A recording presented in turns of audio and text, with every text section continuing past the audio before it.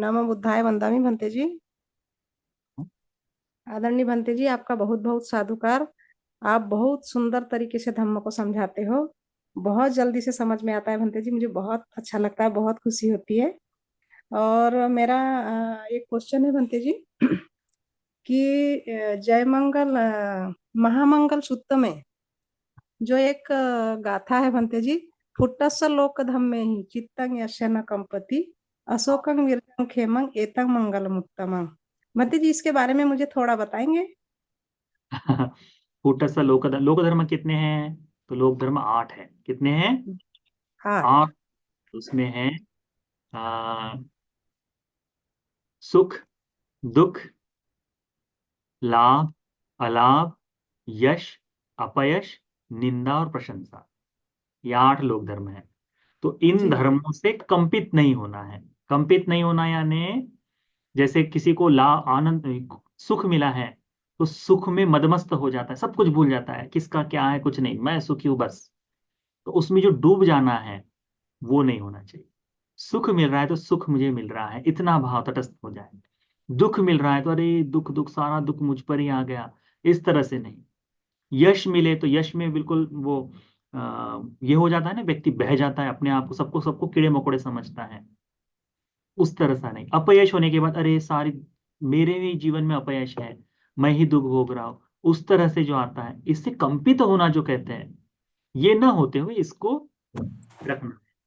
उसके बाद में शोक रहित होकर, अशोक ऐसे विरक्ति का भाव जगाते हुए धर्म का पालन करना है। निर्वाण के साक्षात्कार के लिए इच्छा जगानी है, निर्वाण के साक्षात्कार के लिए प्रयत्न करना है।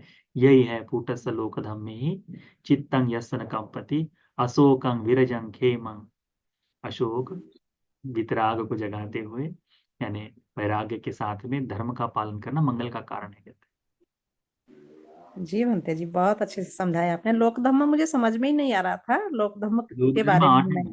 लोक धर्म जी 8 है। जी आप भी कंपित होते हैं और हम भी होते हैं, आज भी होते हैं, परंतु धर्म जी का काम क्या है कि बताना कि ये न हो।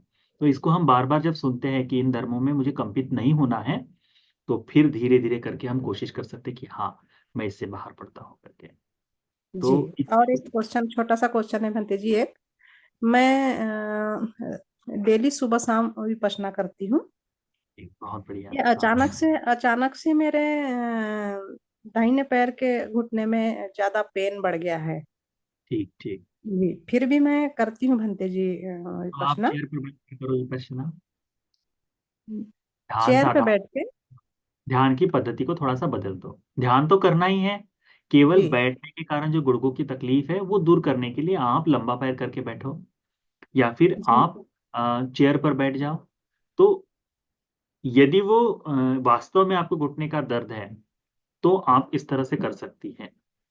जी। इसमें जी वैसे आपकी बैठ, हाँ हाँ, वैसे बैठ सकती हूँ भंते जी, ऐसे नीचे भी बैठ सकती हूँ, लेकिन चलने में मुझे थोड़ी तकलीफ होती है।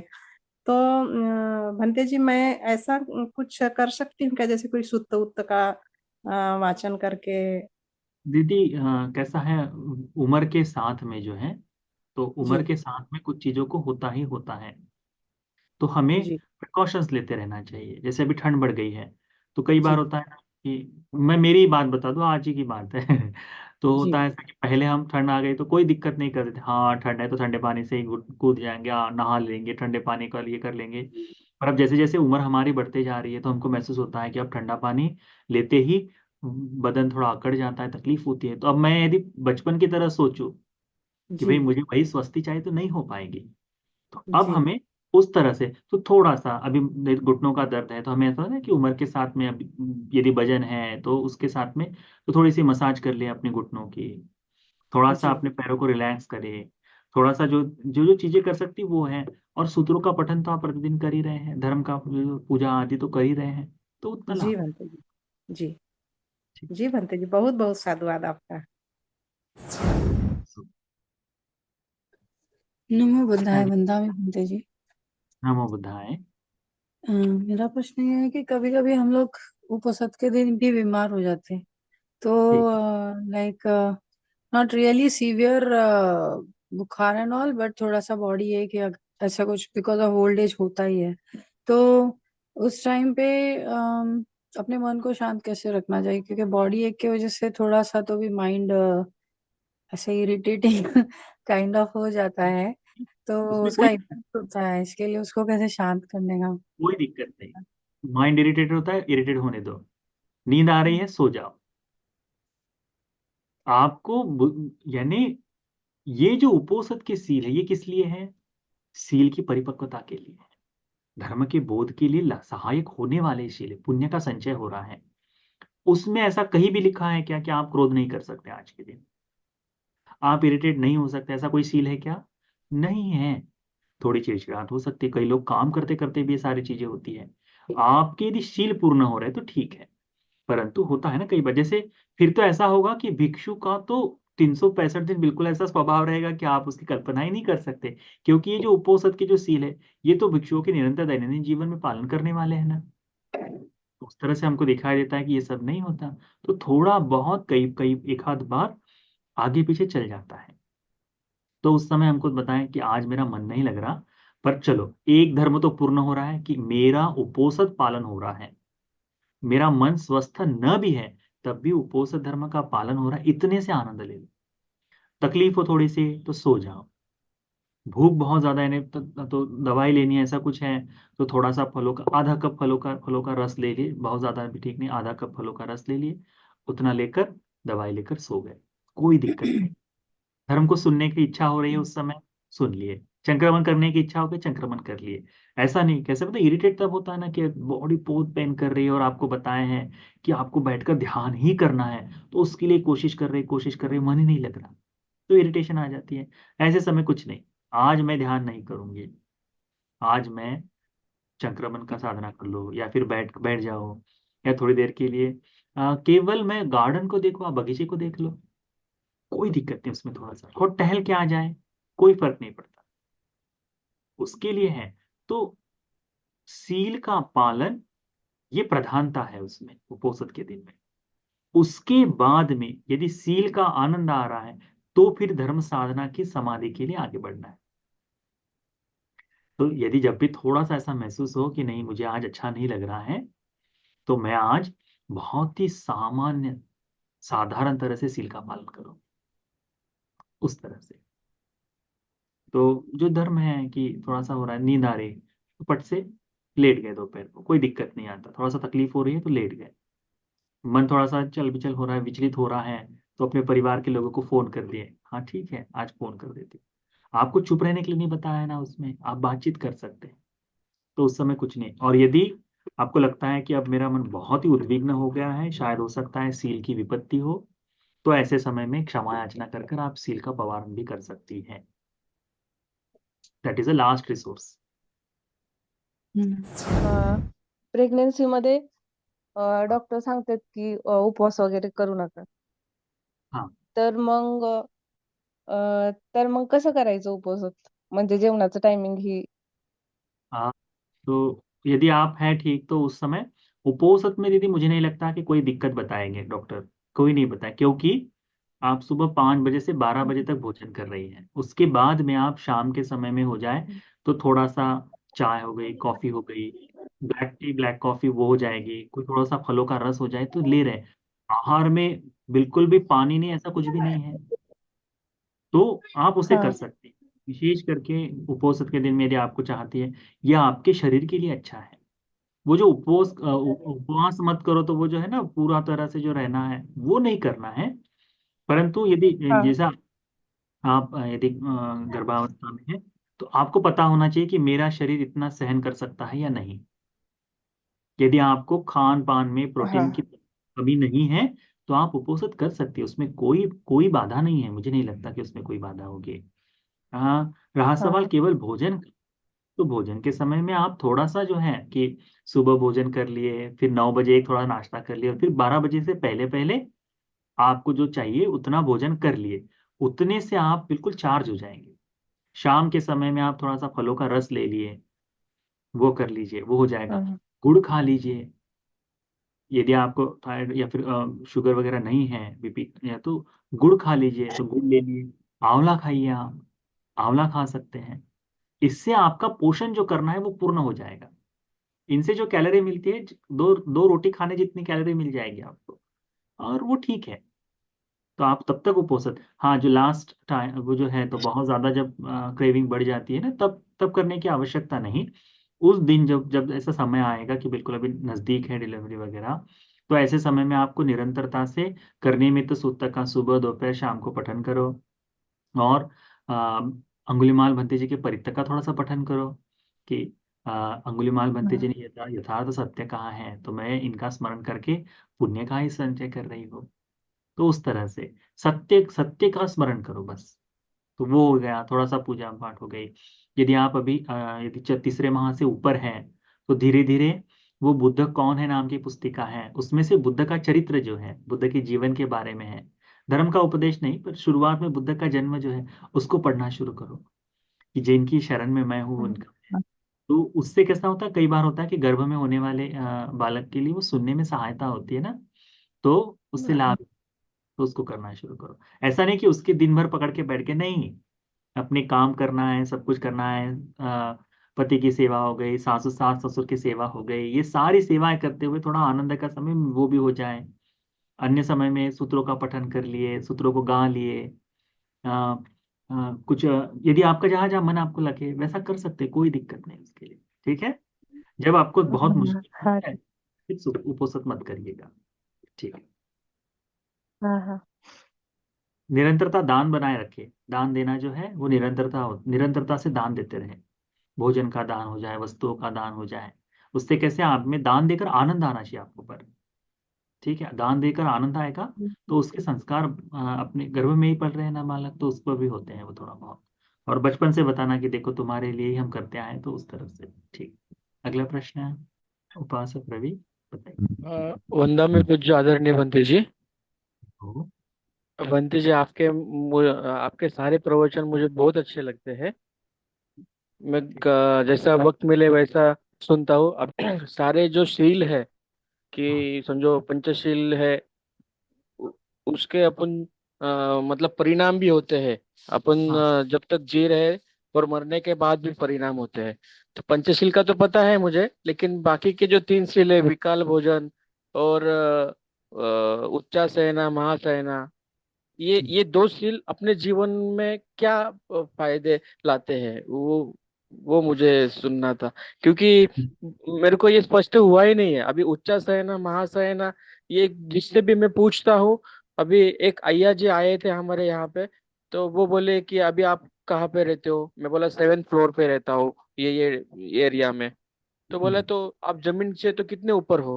तो कोई कोई बात नहीं, आप गद्दे पे सो सकते हो। फिर दूसरा बोला कि विपश्यना तो आप गए क्या। मैं बोला हाँ गया। तो वहां पे थोड़ी चटाई रहती है, गद्दे ही रहते हैं। तो ये कंफ्यूजन है बनते जी, मतलब। और ये सील मुझे किस तरीके से लेना है, ये सील भी नहीं टूटना चाहिए। और ये इसका पालन भी अच्छी तरह से हो।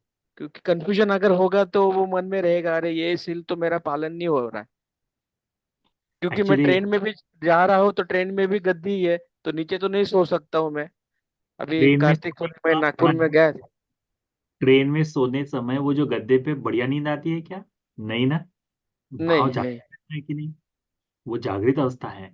जैसे तुम आपने अभी तक, मुझे नहीं लग 7वें फ्लोर पे रहते हो, पर मुझे नहीं लगता कि आपने उच्चार शयन में सोए होंगे करके।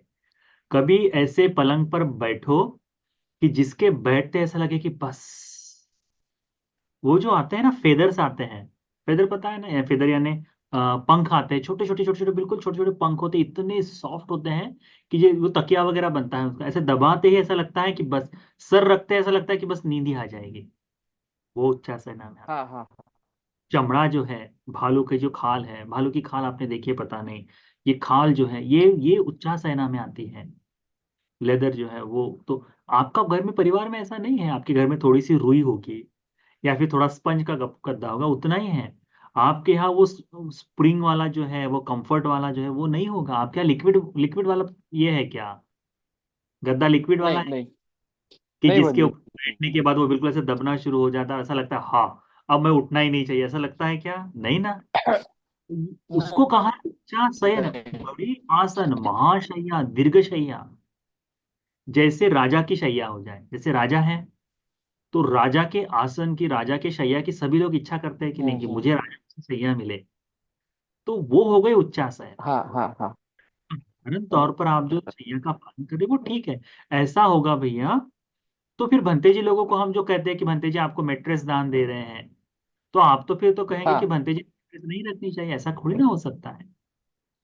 मैट्रेस है, नहीं। जितनी जितना जितना गद्दा भिक्षु को पूजा करते हैं, जैसे 2 इंच या 3 इंच हो गया, 4 इंची का हो गया ना, वो जो सॉफ्ट, जो क्या हम्म। स्पंज वाला, जो क्या बोलते हैं उसको, जो सॉफ्ट वाला आता है, उतना गद्दा यानी उच्चासना में नहीं आता है। ओहो। उसके बाद जो 6 लेयर, 8 लेयर, 10 लेयर वाला जो आता है, जिसका साइज ये होता है, 1.5 फीट 2 फीट का होता है, हाँ हाँ वो हाँ। तो आप कह सकते हैं कि उच्चासना महासेना, जो बहुत ही एक्सपेंसिव है। जैसे होता है ना कि कई लोगों के पलंग है जो आते हैं 1 लाख रुपए में बना है, 90,000 रुपए में बना है, 80,000 रुपए का केवल गद्दा गद्दा है, उसको कहते हैं उच्चासना। आपके घर में है क्या? नहीं छह नहीं। हजार रुपये का गद्दा होगा, 10,000 रुपए का होगा, हाँ उच्च हाँ। आप कहाँ उच्चासना है, बताओ। बरोबर।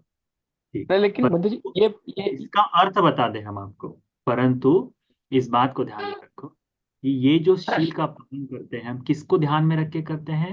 अरहंत मुनिगणों को। अरहंत लोग जो थे, तो ये जो शील है ये हमें किस लिए है? जागृत अवस्था को बनाए रखने के लिए सहायक हो करके। तो जागृत अवस्था हमको यदि बहुत ऐसी सुस्ती भरी नींद सो जाए तो नहीं आएगी ना।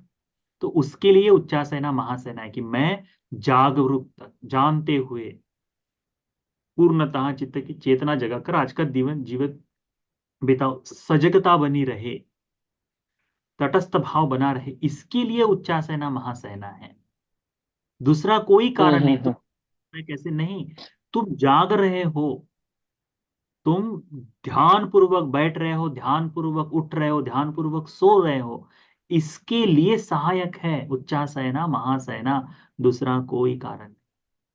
शयन के समय में आपको ब्रह्मचर्य का पालन करना है, तो अपने से जागृत रहकर कि आज मैं अपने शरीर को बहुत ही संयम से रखूंगा, उच्चासेना महासेना है, वही है। इसी का तो पालन करने के लिए बताया, तो सजगता बनाए रखने के लिए। फिर आपने क्या बोले, विकाल भोजन, विकाल भोजन आप पूछे थे नहीं?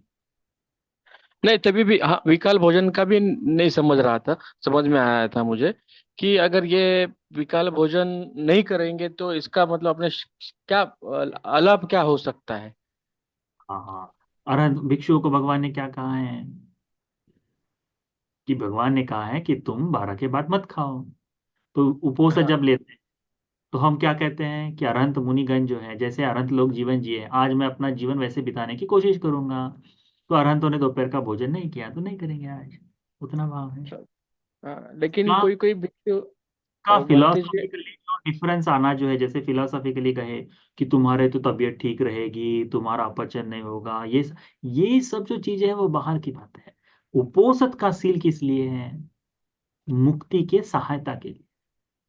अरहतों हम्म। को जैसे वो लोग मुक्त जीवन जिए हैं, उनके लिए जिस धर्म की साधना, तो इससे होता है ना कि धर्म के बारे में चिंतन करो कि जिस दिन उपोषण के सील लेते हैं तब कहते हैं कि आज मैं जो भोजन करूंगा, ये भोजन मैं जागृत अवस्था में, सजानता से, कि मुझ में बहुत। इस भोजन के प्रति ये नहीं जागना चाहिए, चाहत नहीं जागनी चाहिए, इस भोजन के हम्म। प्रति मूढ़ता नहीं आनी चाहिए, इस धर्म को देखते हुए उसका पालन करते हैं। तो उससे होता यह है कि धीरे धीरे उस भोजन के, उस दिन में जो लालच जागना है भोजन का, वो छूट जाता है।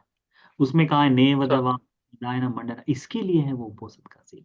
और फिर देखता है कि इससे एक धर्म परिपक्व होता है, बुद्धा आज्ञा है शील के पालन की, तो मैं बुद्धा आज्ञा के अनुसार जीवन जीऊंगा, यही है उपोषण के सीलों का पालन।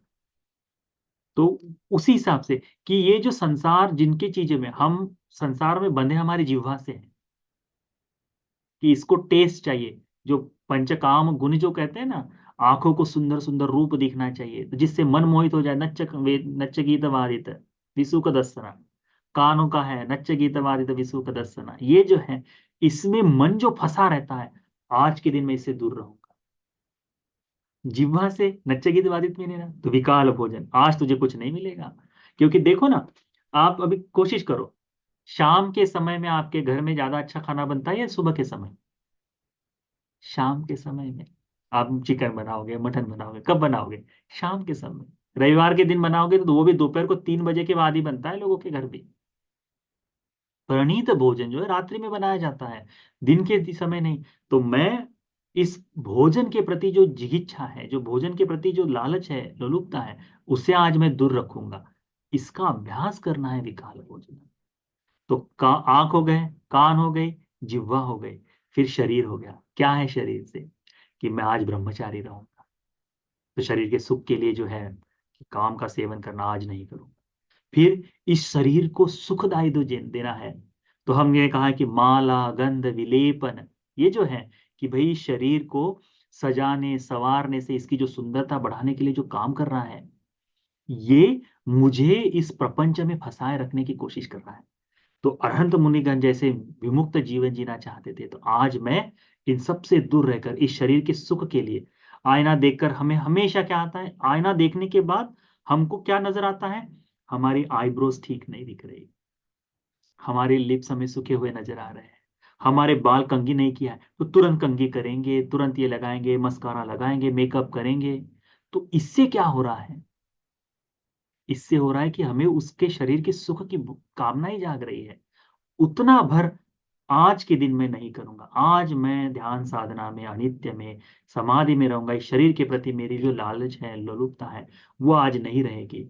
इसीलिए इस शरीर को बहुत सुख देने वाला जो शैया है, आसन है, मैं इनको नहीं, जागृत पर बैठूंगा, जागते हुए उठूंगा। तो पंच काम गुणों को भोगने के लिए जो आयतन काम में आते हैं, उन आयतनों को आज के दिन छुट्टी दी जाती है। इसके साधु लिए साधु। उपनिषद के सील, ठीक है।